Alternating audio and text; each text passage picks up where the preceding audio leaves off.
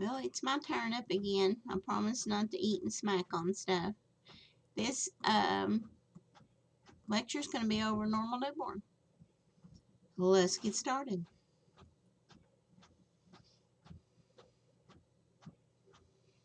Well, I have no idea what that stuff is all about. Let's just minimize it for now.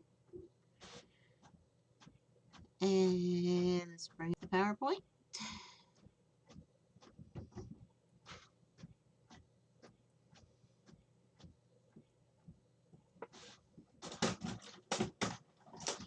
Okay, so let's talk about the normal newborn. We've already talked about normal postpartum. We've already talked about normal labor and delivery. Speaking of normal labor and delivery and normal postpartum, let's have a little bit of review.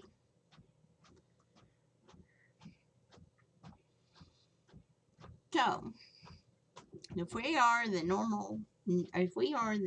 newborn nursery nurse, there's some things we would like to know. So, would events that occur in labor and delivery be important to the nursery nurse? Not important to the nursery nurse? Used mainly for postpartum care? Which would it be? It's definitely C. It is very important in the care of the infant. You need to know what events that occur in labor and delivery to know what to watch for in your newborn.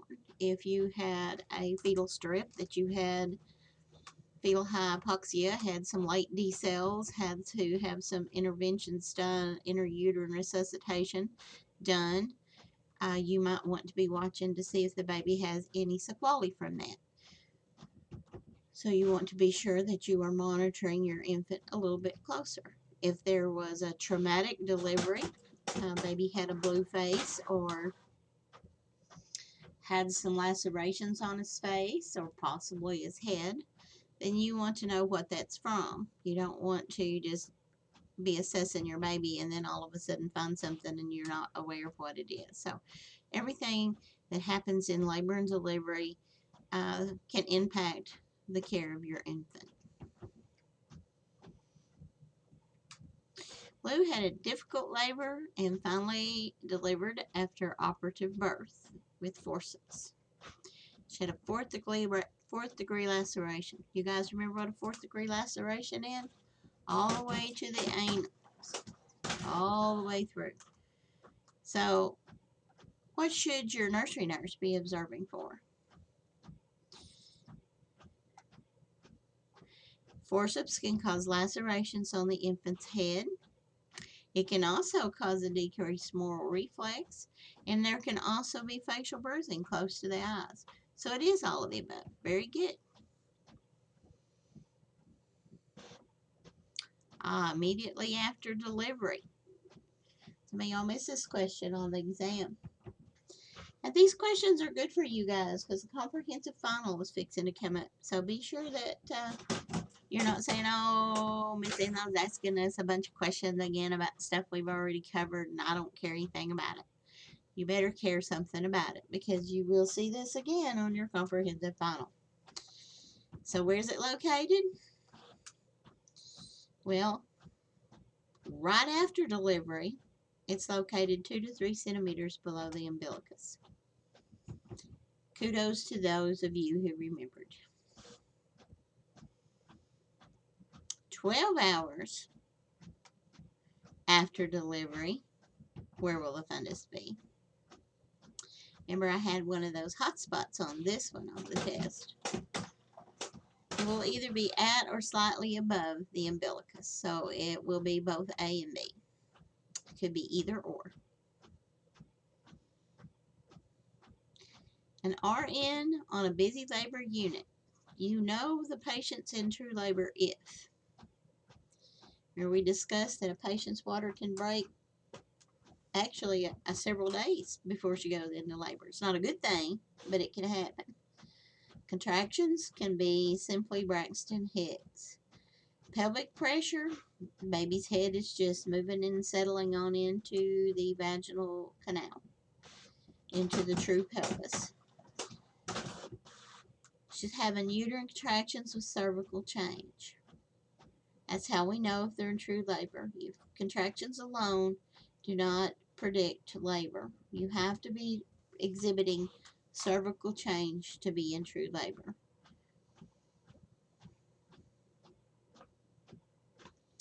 So, our neonatal period. Our neonatal period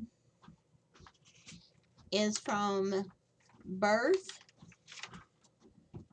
through the 28th day of life. Okay?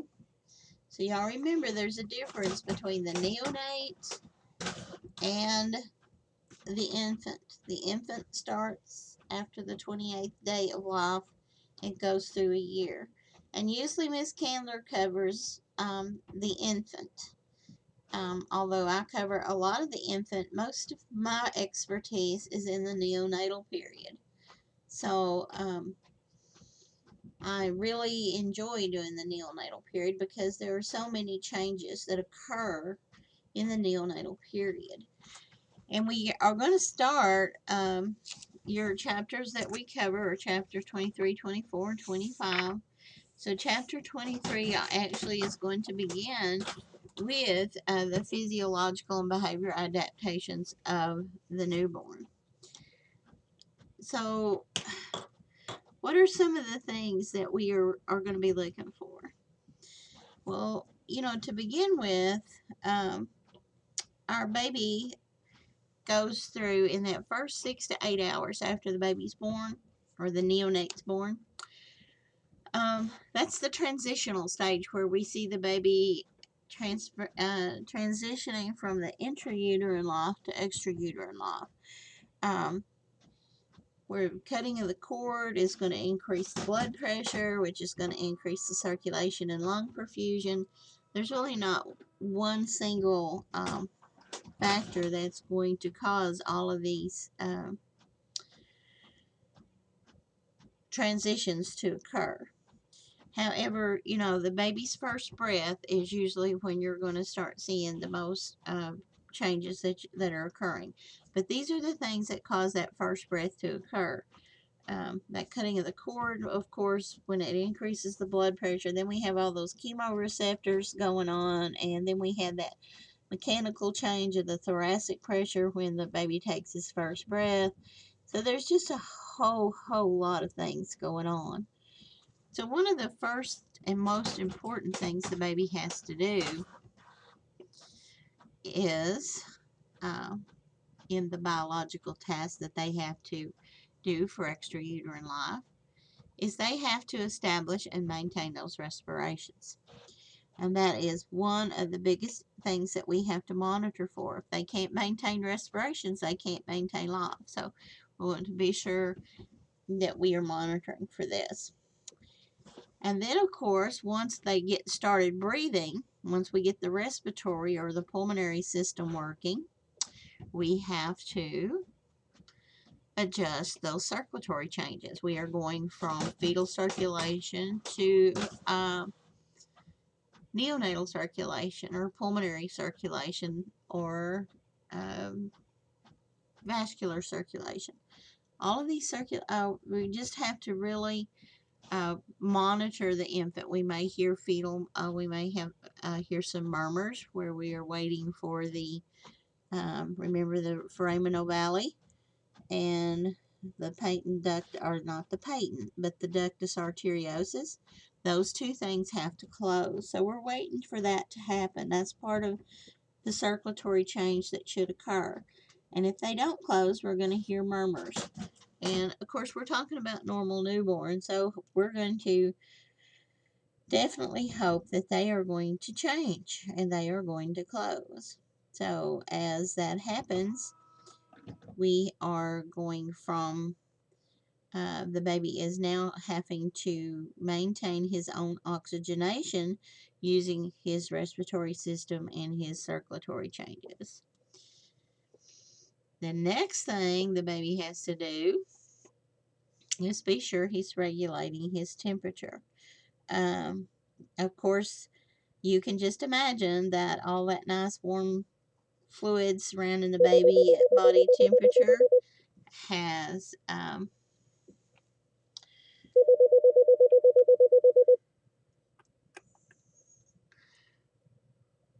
kept the baby really warm during the whole time. And so once the baby pops out of the womb and into the cool air in the labor room, two things happen. He's exposed to lower temperatures and then he's wet. And so we're having some evaporation occurring. And we're going to talk a little bit more about how babies lose heat. Um, and remember, I told you how important it is that we dry the baby before, you know, we're drying the baby really well before we do much of anything else to make sure he doesn't have any heat loss. Heat loss is going to cause respiratory distress to develop because heat loss develops into cold stress, which develops into respiratory arrest, and we don't want to have any of that happening. So this is just another biological task that the infant has to start doing on his own. He's no longer kept in a little incubator and doesn't have to do that on his own. And I'm not going to go through all the chemical reactions and things that occur because I don't think that is something that you really have to know about. That the, stimulation of the skin and the medulla does the respiratory and all of that stuff. Those are things you've learned in A&P, and I'm not going to be concerned with those now. These are just the biological tasks that these infants that the neonate has to have usually within the first 6 to 8 hours. Um, that's usually why most of us, most hospitals will not bathe the baby until they're at least 6 to 8 hours old and their temperature is at least 97.8 axillary, because they have to be about 6 to 8 hours old before they actually are able to regulate their own temperature. So if they do get cold stress, they wouldn't be able to regulate it up if you bathed him at about 2 hours, which is a practice of some of the hospitals that we go at. Okay, another thing that the baby has to do is he's no longer being fed by the umbilical cord. We no longer gets all of his nutrition needs taken care of. So he has to be able to ingest his food. He has to either breastfeed or he has to formula feed, but he has to be able to get all that stuff in. Without being able to intake calories, he's not going to be able to survive. And of course, he has to keep it in and he has to be able to digest it. He has to be able to pee and he has to be able to poop, and his kidneys have to work and his bowels have to work.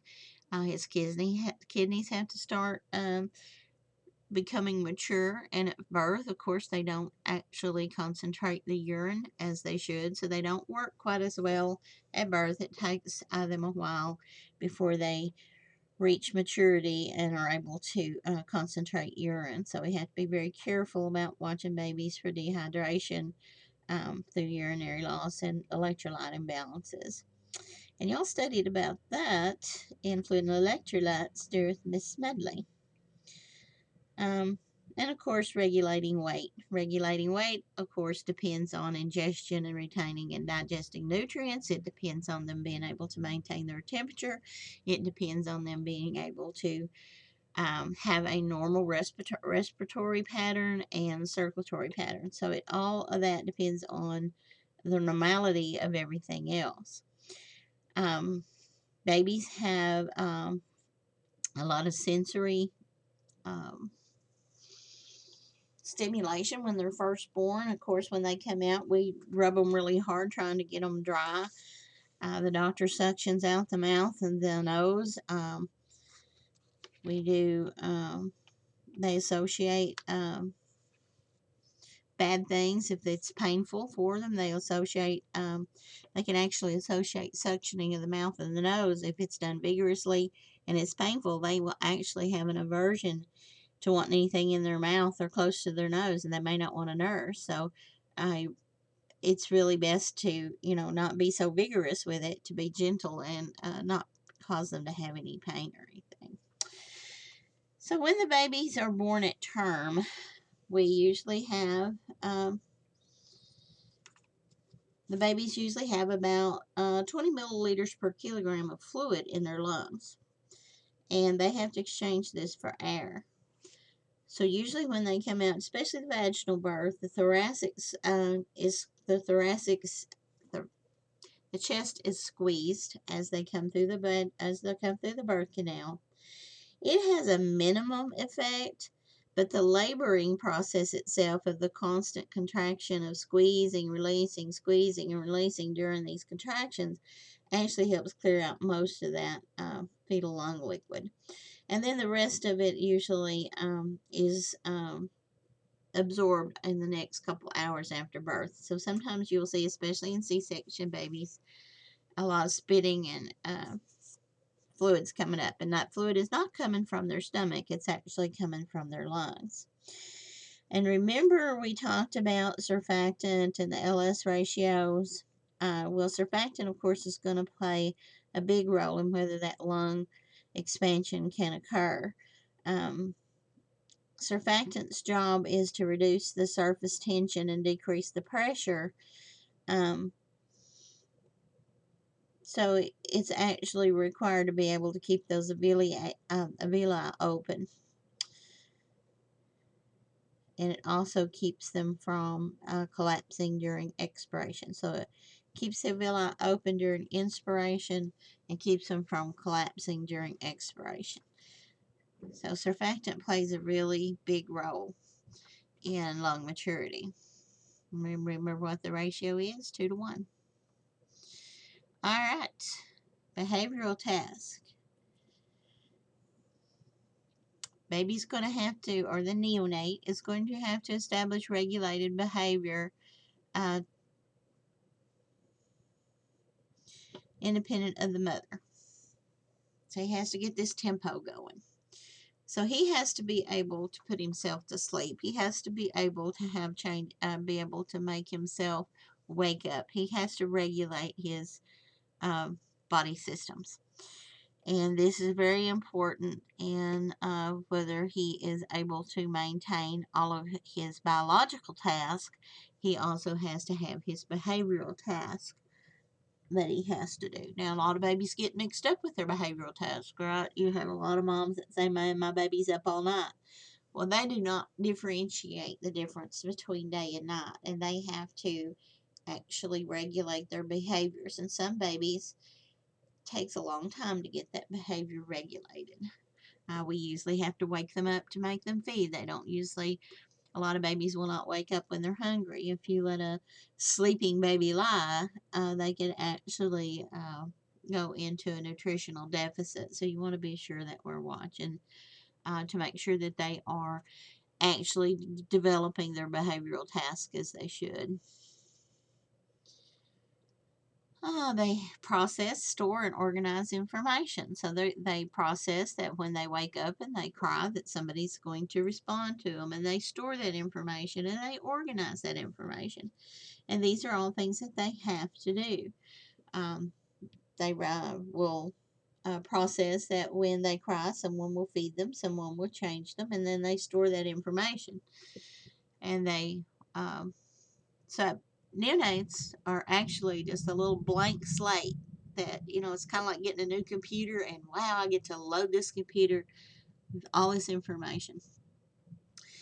And if we treated infants and neonates and children as little clean slates that can just be learning, and develop that learning, we'd have a bunch of smart people running around here. But instead, we say, oh, they're just little babies. They don't understand that. It's just amazing how much they can actually learn and process. Then, of course, another behavioral task that they have to do is to establish a relationship with the caregivers and the environment. And that's the bonding issue that we talked about. They have to establish the bonding with the mother and the father. And even though they recognize the mother and the father, there still has to be that trust versus mistrust behavioral task that they have to go through. So we have to work hard to make sure that, our job is to make sure that our mother and father and family are bonding appropriately with the infant or with the neonate, so that the baby can develop according to his to his trust and mistrust task that he has before him, and hopefully it will be trust instead of mistrust. So we have different stages of what they like to call, there's actually 3 stages that was developed in 1996, and it's still popular today, which is, babies just don't change their habits, I guess. Leopards never change their spots, babies don't either. You've heard me talk lots of times about that first period of reactivity and how important it is during that first period of reactivity to try to initiate breastfeeding. This can last up to 30 minutes, sometimes longer, sometimes not quite so long, depending on your baby. It's not anything bad wrong if it lasts for more than 30 minutes, and it's not anything bad wrong if it doesn't last up to 30 minutes. But for test purposes, it usually lasts about 30 minutes after birth. Their heart rate has increased because, of course, they're now pumping on their own. Their circulatory system's working all by its little self. And then it's going to gradually start falling down to a baseline that's between 100 and 120. Their respirations are going to be irregular when they're first born. It's going to be about 60 to 80 beats per minute, or breaths per minute. Now that sounds like a whole lot, doesn't it? Well, your normal respirations for an infant are about 40 to 60, or actually about 40 to 60. If they get over 60, then we consider them tachypnea, but under 60 and under, they're normal breathing for an infant. But it's really irregular. So you're going to see brief periods of apnea occurring. This is normal for them in that first period of reactivity. And that baby is just wide awake. The eyes are wide open. They are, the eyes dart. The eyes will follow sound because they don't see very close. They only see about 6 to 8 inches away from their eyes, but they are very alert as far as hearing goes, and their eyes will follow any noise that they hear. They have their behavior in that first period of reactivity. They're going to have a really exaggerated startled reflex that if you make a sudden noise around them, they will extend all 4 extremities in spontaneously and in symmetrical method. They don't do one and then the other. They all 4 just go out at the same time. Looks like we're fixing to have another storm here in Batesville. I didn't think it was going to rain anymore today, but it's certainly thundering outside my window. So I hope you're having a good day today and not getting too wet. They also will have tremors. The tremors can be a bad thing, but most of the time they just have the little tremors because their body's not used to being in the extrauterine environment. Most of your babies are going to cry quite a bit, but once they're born and get settled down and you get them all wrapped up and get them calm, the crying usually stops. And they'll move their head from side to side. And that's a normal thing for them to do right after birth. And it's always, like I said, it's just the best time for them to breastfeed because they're awake, they're alert, and they're responsive. And so when you try to breastfeed them, they're ready. They're just ready for breastfeeding. You don't have to try to wake them up. You don't have to entice them. They're ready to latch on. They're ready to start doing some behavioral tasks. So they are ready for breastfeeding. During this first period of reactivity, when we're having the heart rate increase and then decrease and respirations irregular and periods of apnea, we want to assess them frequently.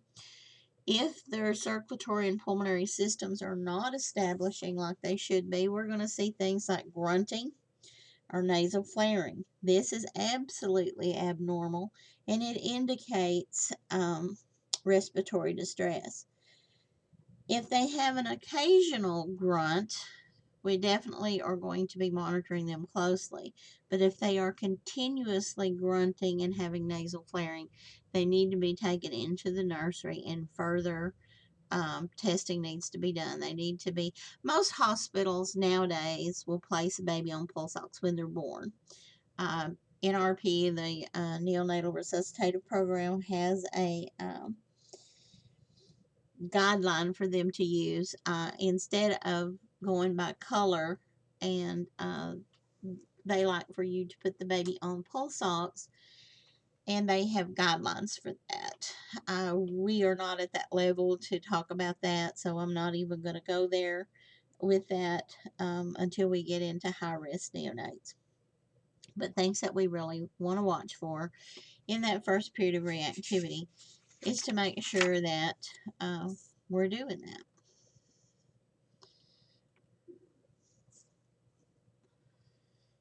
Quiz. It's kind of like squirrel. Quiz. All right. During the first period of reactivity, what's the infant going to do? He's going to have nice regular respirations at 40.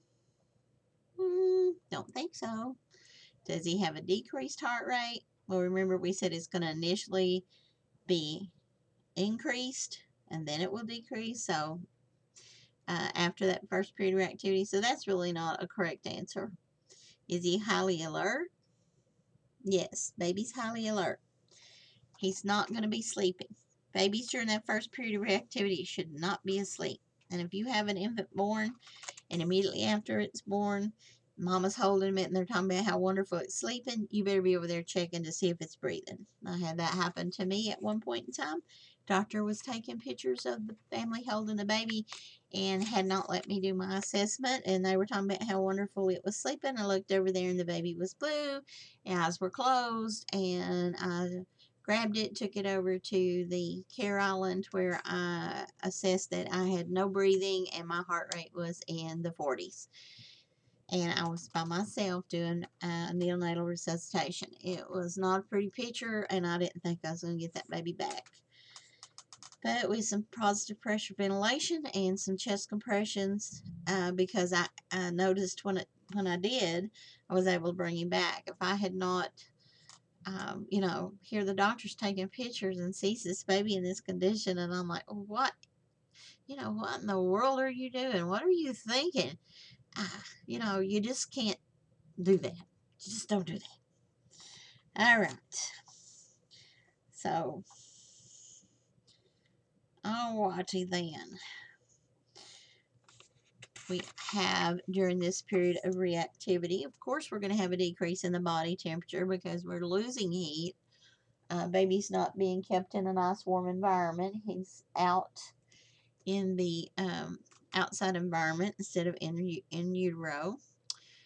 He will have a generalized increase in motor activity. He will start moving around and stretching, and of course his startle reflex will be intact. He will be moving his head from side to side, and you'll start seeing a generalized increase in the motor activity. He'll have an increase in muscle tone, sometimes coming out of the uterus and coming into extrauterine life can cause them to have a little bit of decrease in their muscle tone, and then as they start using their little muscles, you'll start seeing an increase in the muscle tone. You'll start seeing them resist when you pull on their arms or their feet. They'll resist it and pull back on you. Usually when they're first born, they don't have bowel sounds, but you should start hearing bowel sounds occur in that period of reactivity. In that 30 minutes or so, you should start seeing an onset of the bowel sound. So if you don't hear them the first time that you listen to the belly, they should start coming up, just in a few minutes or so. Usually at the period of reactivity, they will usually have a passage of meconium, and it's very important that we note we have passage of meconium, because if we don't have passage of meconium at this time, we definitely are going to be watching to make sure that the baby passes meconium within the first 24 hours. If you don't mark passage of meconium when the baby's born, if he does pass meconium and he doesn't poop again in that 24 hours, it's going to cause that baby to have a lot of testing done that he shouldn't have to have done if you know that the baby has a patent anus because he's pooped. So you want to be sure that you document that baby has passed meconium. And of course, if it looks like a mucus plug, or if it's, what it should be, a thick tarry substance, you need to document what it looked like, the consistency of it, and how much of it there was. If it was just a little dab, or if it was a whole dabber full.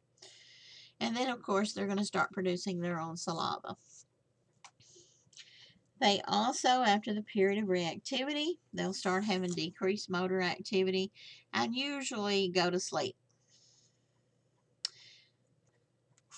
Then they go into a period of unresponsiveness. This is usually going to last 60 to 100 minutes, followed by a second period of reactivity. Usually occurs roughly 4 to 8 hours after birth, and sometimes this second period of reactivity doesn't last more than 10 minutes, and sometimes it will last for hours.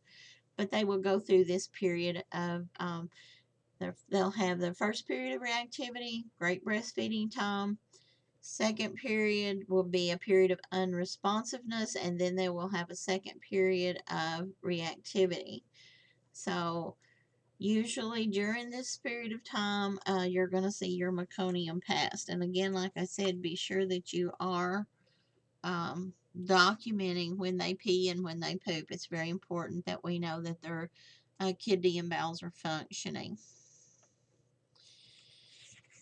Then, of course, their respiratory system. Of course, we know this is the most critical adjustment at birth. We all know how important that is to all of us to have respirations.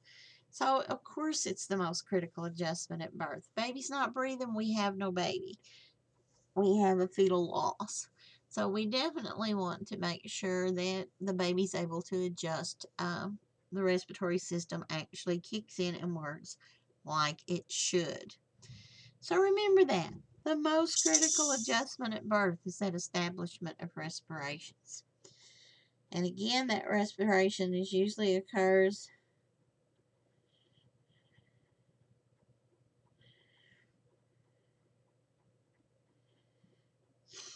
when they're first born. So, and hopefully we don't have to give them a helping hand with the ventilation. So these are the changes that occur. And we've already talked about these a little bit. I talked about them during labor and delivery. I talked about them just a few minutes ago about how we have cardiopulmonary changes. They have to convert from that fetal to neonatal circulation. That foramen ovale and ductus arteriosus has to close. The lungs have to be emptying out the fluid. And then, of course, the pulmonary function itself, where the alveoli have to open during inspiration and then not close. Once they open up, they have to maintain the ability to stay open during inspiration and expiration. It takes a lot of pressure for these lungs to open up. Remember, there's a lot of pressure because the lungs are flat. There's not anything in them. So to fill them up for the first time is most likely painful for the infant to get those lungs expanded. And it takes quite a bit of pressure from the outside to establish that pulmonary function. So that is something that you really want to make sure you're monitoring. There's no grunting, no nasal flaring, respirations.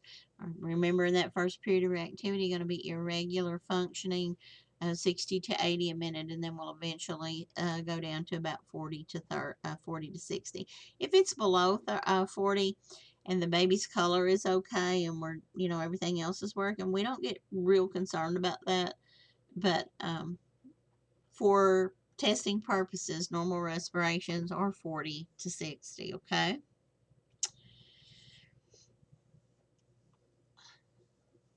Surfactant, again, we talked about how surfactant is very important in being able to keep those alveoli open. It's a phospholipid, which makes it kind of sudsy.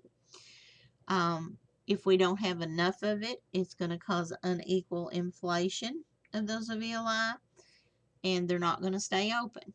And that's going to cause the baby to have oxygenation difficulties. They're not going to be able to exchange oxygen efficiently. Surfactant we talked about. Usually we have sufficient amounts present at about 32 weeks, remember? We can give a remember, we can give a celestone or a steroid shot at starting at about 32 weeks if someone's trying to go into preterm labor, and we will have it actually peaking at about 35 weeks. So surfactant alone will not keep an infant off of a ventilator. Sometimes they're just not able to maintain that fluid. So, and again, our surfactant, like we talked, is very predictable. Index of lung maturity, our LS ratio, is 2 to 1. So we want to be sure that we are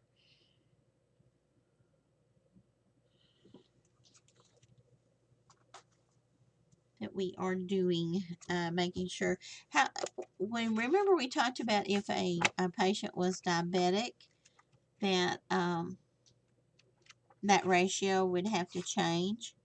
So be sure that, you know, if you have a patient who comes in and they're diabetic, that you, even if they have a term infant, you still have to monitor that baby for possible respiratory problems. You want to be sure that you are doing that. So,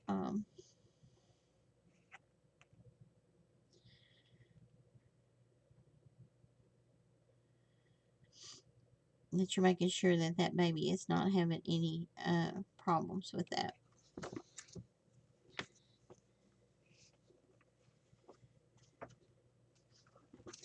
All right, on we go.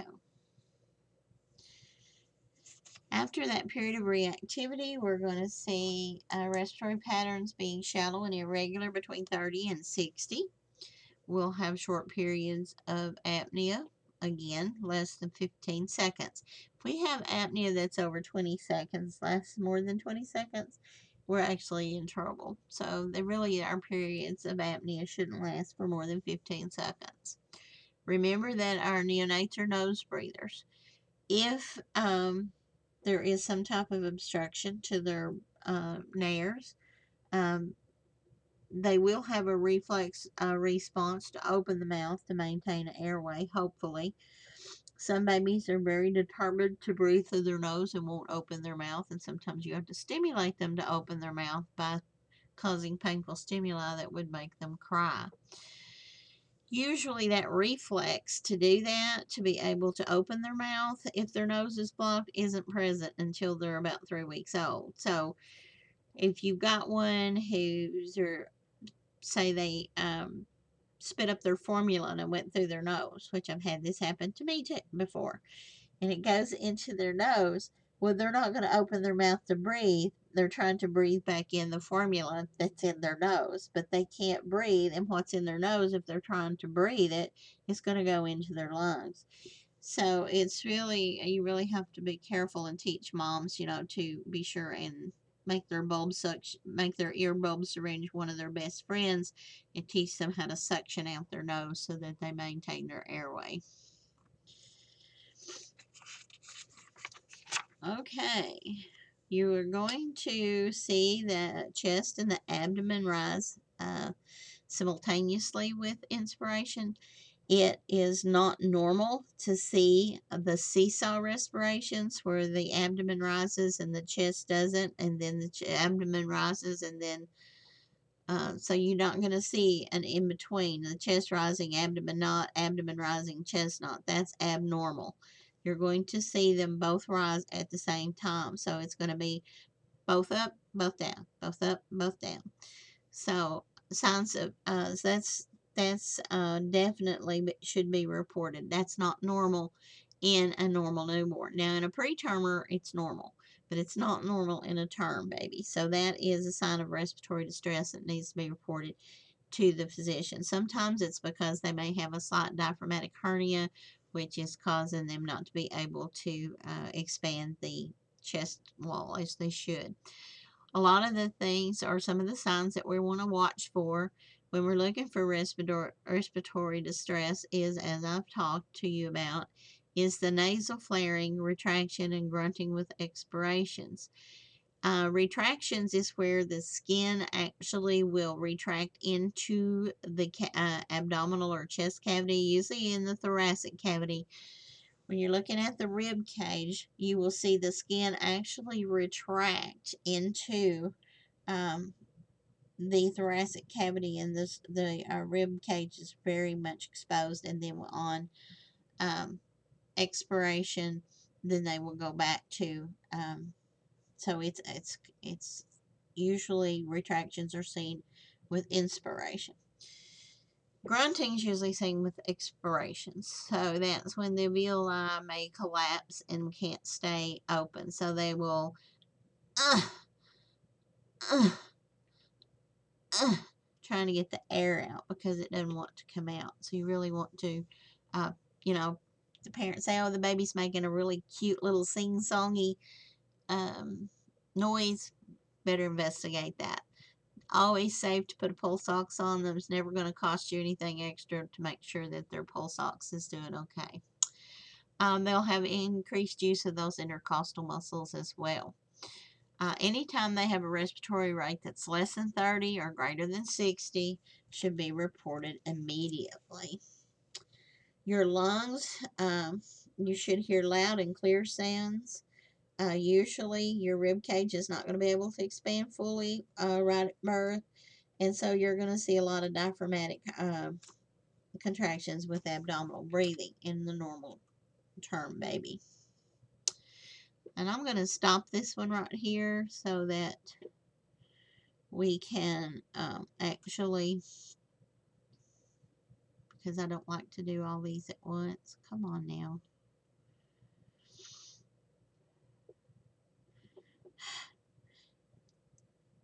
I get these new windows and I never can figure out the bestest way to turn this off. I could have swore it was in slideshow up here. Evidently it's not.